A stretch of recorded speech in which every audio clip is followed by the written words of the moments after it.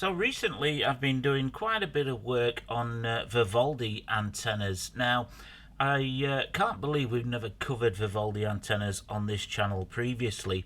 They're a combination of probably one of the easiest antennas to make, but also on the other side of the coin quite complex to make. And I say that because you can start off with a very basic Vivaldi antenna, and then if you want to adjust the VSWR so it performs a little bit better, try and increase the gain a little bit, they can get a little bit more complicated. But in this video I just want to start off with a very simple and effective Vivaldi antenna for 2.4 gigahertz. Now here on the bench I've got a few that I've been working on the last couple of months.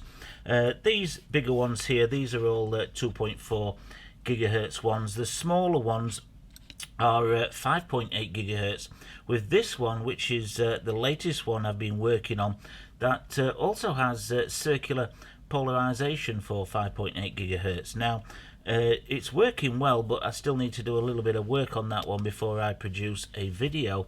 You can also add these to a waveguide to try and control the frequency that it works on, and also increase the range and the forward transmitting power. So this is just a baked bean can, works on 2.4 gigahertz, and I've got a Vivaldi antenna in there. Works really well.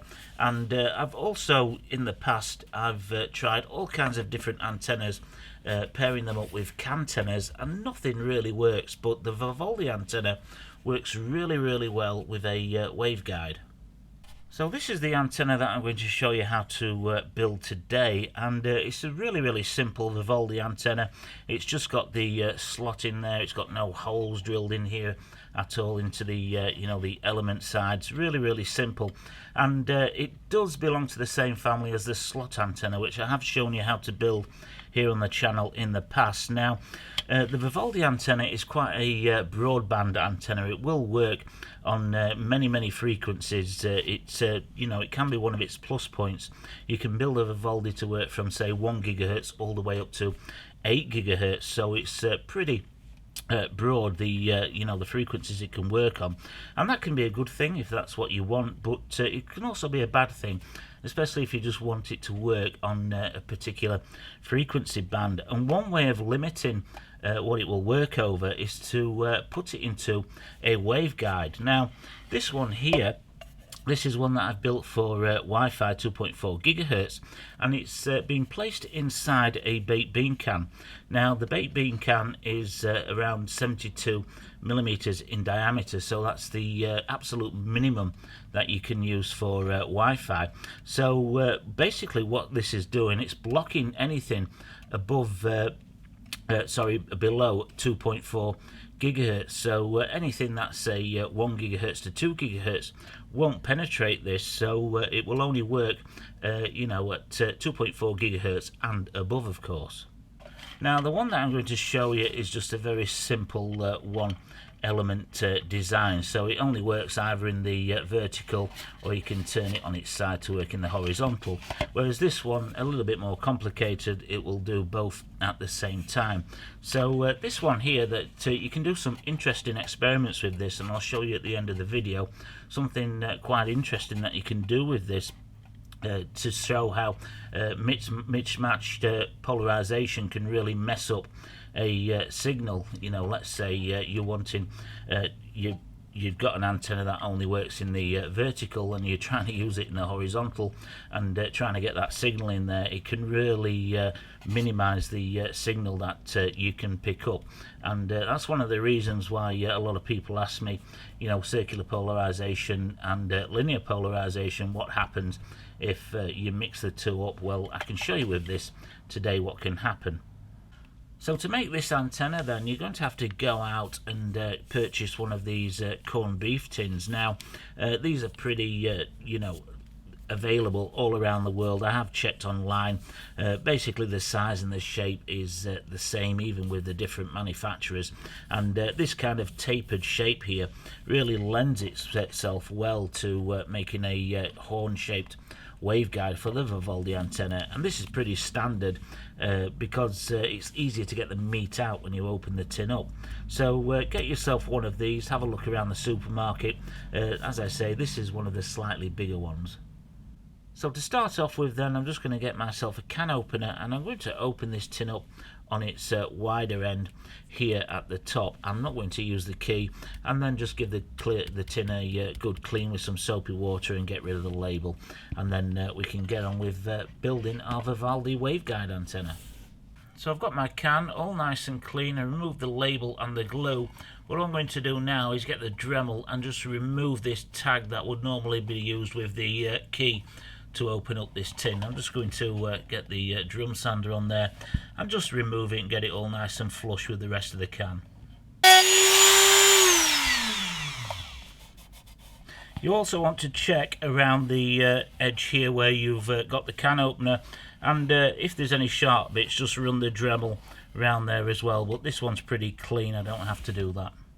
So next I'm going to drill a hole in the base of the can here, just wide enough to fit the coax through, so about 4mm, and I've marked off the hole. If you have a look, the can is 50mm in width here at its shortest, and I've just not gone quite in the middle 25mm. I've just gone off to the side just a little bit, just so that my element will sit better inside the can, and you'll see why at the end when we come to feed the coax through. So about 27mm, just slightly to one side.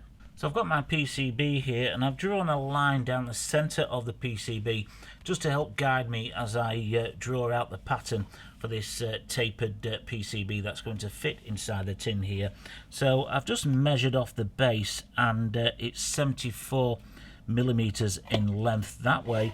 So what I'm going to do now is get my ruler and put a mark, split the 74mm to 37mm. So I'm going to take my center line here and measure off 37mm this way and 37mm that way, and then I've got the exact size here for the base of the tin. So now that I've got my base measured off, I want to know the depth. Now if I use two rulers like this, you can see the depth is around about 90mm, but I want to go just a little bit under that, so I'm going to make my depth 85mm. So I'll just measure off 85mm directly onto the PCB. So the final measurement that I need is the measurement across the top here, and that's coming out at 78mm. So what I'm going to do is draw a straight line across here, divide 78 by 2, which is 39, measure 39mm that way and 39mm that way, and then we can draw a straight line to each edge of that, and then we've got the exact dimensions of the internal can. So now I just need to cut this out. You can use a jigsaw or a Dremel. I'm just going to do this on a bandsaw. So I've got the PCB cut out here, and I've just sanded the edges as well, and I've just test fitted it into the corned beef can, and it fits in there nice and snugly. So what I'm going to do now, I'm going to measure out for the slot that's going to turn this into an antenna. So what I'm going to do here, using this center line, this is the back of the antenna, this is the front. I'm just going to measure 10mm. So I'm going to put a little line where 10mm is. And what's the beauty about these antennas? You don't even have to be that accurate up to a millimeter like you would normally have to. So this is going to be the start of my slot now. Now, to make it resonant at 2.4 GHz, has to be around 31.5mm, 31.25mm. But I'm going to make my slot a little bit longer than that, and I'm going to make my slot 35mm. As I say, you don't have to be as accurate with these because they are pretty broadband antennas anyway, and making it spot on to a resonant frequency is pretty difficult with these. You know, because it's so broad, it will pick up the frequencies bottom and top, but because we're putting it in this in a can as well, we're also limited those frequencies. So to measure 10mm again from the base here, and then my slot's going to be 35mm. So now that I've got the measurement for the length of my slot, I now want to put a taper into this. So what I'm going to do is just a protractor, normal protractor. You can use anything for this, you know, roll of masking tape for instance, you can use that to get your curve on here, but I'm just going to use this. I'm going to put my curve from the corner here to the start where I've just measured off for my slot there. So get it lined up and then draw a curve like so. And I'm going to do the same on this side. So now that I've cut the V out with the bandsaw, I always seem to cut out the right hand side with the bandsaw better than the left. Maybe it's because I'm right-handed, but I'm going to cut the slot out in this now. So I'm going to cut all the way from this V here all the way down to the mark that I put down here earlier, and I'm just going to use the cutting wheel on the Dremel to do this. The thickness of the cutting wheel tends to be round about how wide you want the slot, but again, you don't have to be accurate with that. I've made these with a 6mm wide slot, and it's just worked just as fine as one that I've made with a 2mm wide slot. So that's the slot cut out. So what I'm going to do now is just remove all the masking tape and just tidy it all up with this little file. So I'm in the middle of preparing the coax so we can attach it to this antenna now, and I just wanted to zoom in on this to show you. You really want to take your time and make sure you get any little whispery bits of the outer braid removed, like this little piece here, because it can short out the antenna and stop it from working. So really take your time and you know, really tidy up the outer braid when you're preparing the coax. I'm also going to cover this with some heat shrink tubing as well when I've removed this little bit here. And just another small detail that I wanted to show you. A lot of people do these videos and don't show you, you know, the little details, but you can see here that I've got the heat shrink tubing, but I've cut it at an angle there, and what I'm going to do is butt that up against there and then shrink the heat shrink tubing just to stop any of this outer braid coming into contact on this side where we're going to solder it down to the antenna. And here it is completed. You can see I've got the coax in this T shape here. I'm just going to cut away any excess coax that I don't need. It's ready to be soldered into position. You can see the heat shrink tubing coming up there because I cut it at that chamfer. So now we've got no chance of shorting out the opposite side with the outer braid ground plane here.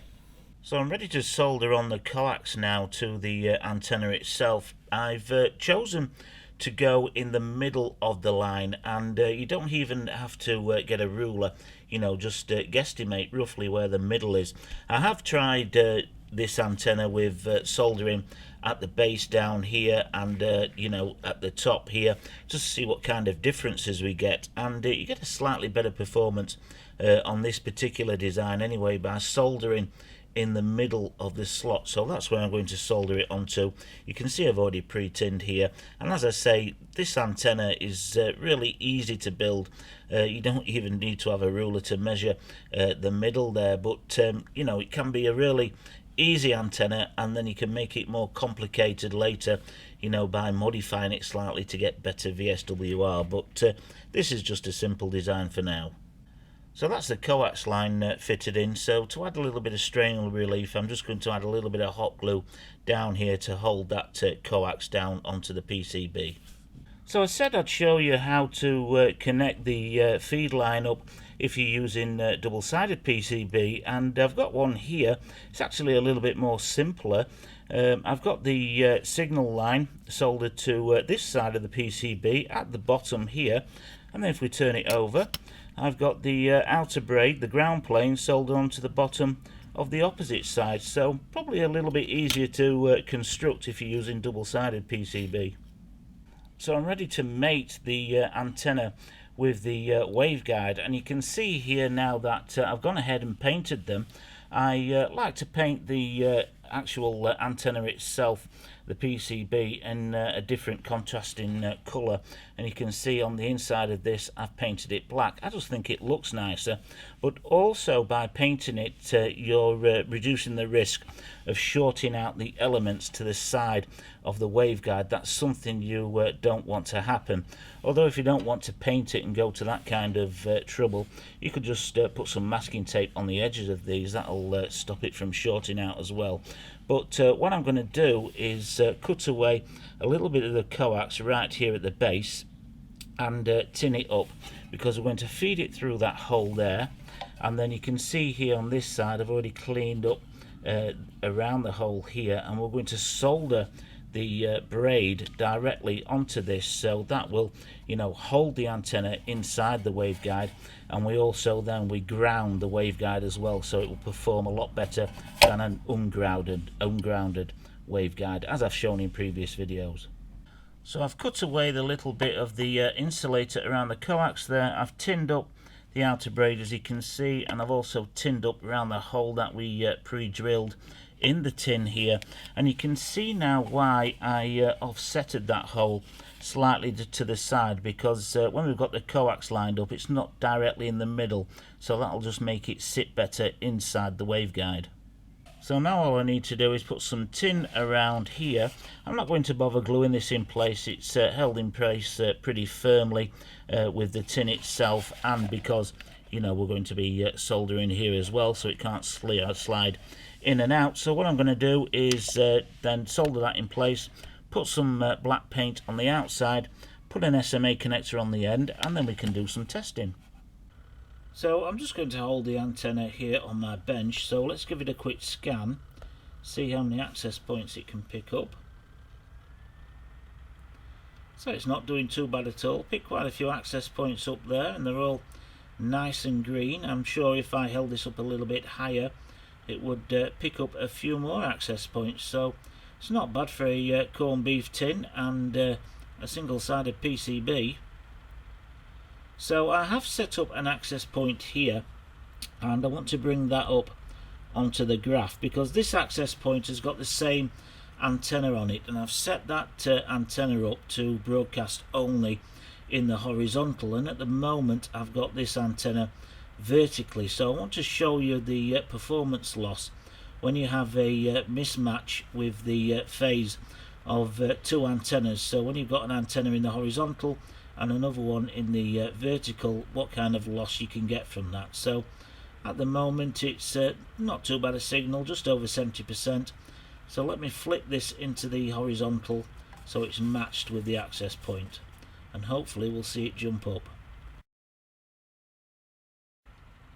So it takes a few seconds for it to update. But there's the antenna in the horizontal. So now I'll put it back in the vertical.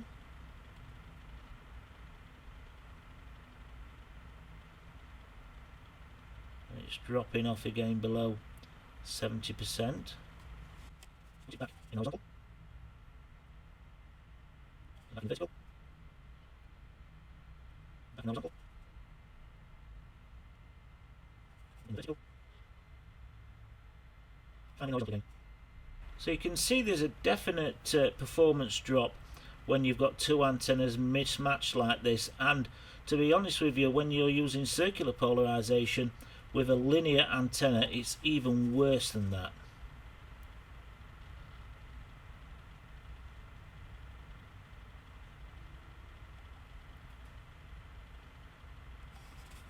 And then back in the horizontal. It does take a while for the software to play catch up.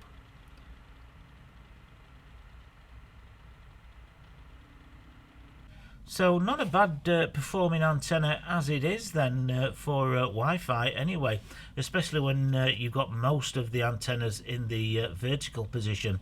But I wanted to show you how having that mismatch, one in the horizontal and one in the vertical, you can pick up the performance drop there, because I can use that to test if I'm achieving, say, circular polarization. At the moment, as I said, I'm looking at prototyping at the moment a circular polarized Vivaldi antenna for 5.8 gigahertz, and to know if I've achieved the circular polarization, I've got a helical antenna hooked up to a small transmitter on the bench, and then I've got my antenna under test hooked up to a power meter, and I can see the power difference that it can pick up. And if I'm not achieving circular polarization, I pick up much less power coming from the transmitting antenna than I do if I'm achieving circular polarization. So it's a real cheap way to determine if something is working circular polarized or it's not, and then you have that power drop off.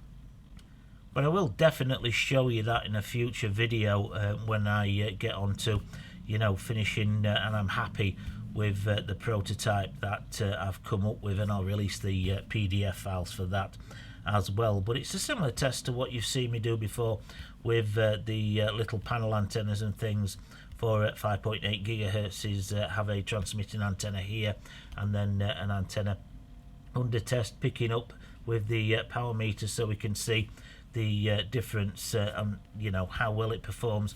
It's a similar setup to that.